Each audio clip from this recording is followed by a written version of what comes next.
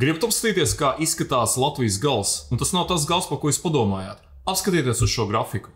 Šis grafiks attēlo, cik bērni ir piedzimuši katrā mēnesī, katrā no pēdējiem 4 gadiem. Un ko mēs redzam? Jau 3. mēnesi pēc kārtas tikko svaigi dati, arī martā ir piedzimis mazāk kā 1000 bērnu. Absolūtais Latvijas antirekords. Vēl 2022. gadā bija piedzimuši gan 1500 bērni. Tajā laikā, kad 25. gadā ir piedzimuši vien nepilni 1000 bērni. Jūs stāvaties priekšā, kāda tā ir vispār sociālā katastrofa, piemēram, pēc 20-30 gadiem? Kāpēc šis jautājums nav prioritārais ikvienā valdības dienas kārtībā Latvijā?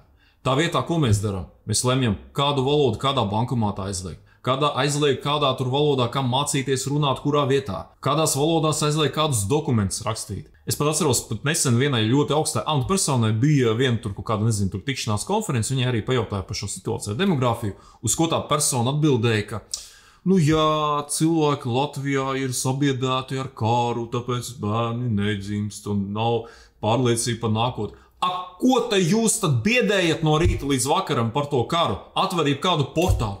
Kādu tur ģenerāls pateica, ka tur nākamgad vasarā Latvijai uzbruks Krievija. Kas saka, ka šī vasara būs pēdējā mierīgā vasara Eiropā.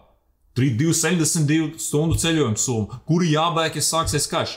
Manuprāt, tā ir visīstākā Latvijas skaitniecība. Jo ko cilvēks redzot šādu informatīvo fonu, pa ko viņš domās?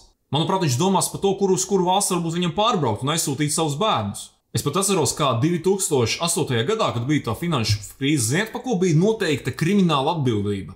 Tajā laikā Latvijā bija valūta lats.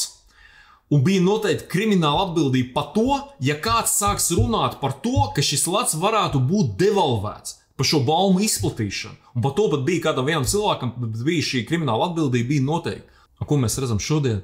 Var no rīta līdz vakaram biedēt cilvēks ar to, ka kāds viņiem uzbruks. Ko tad jūs gribat rezultātā?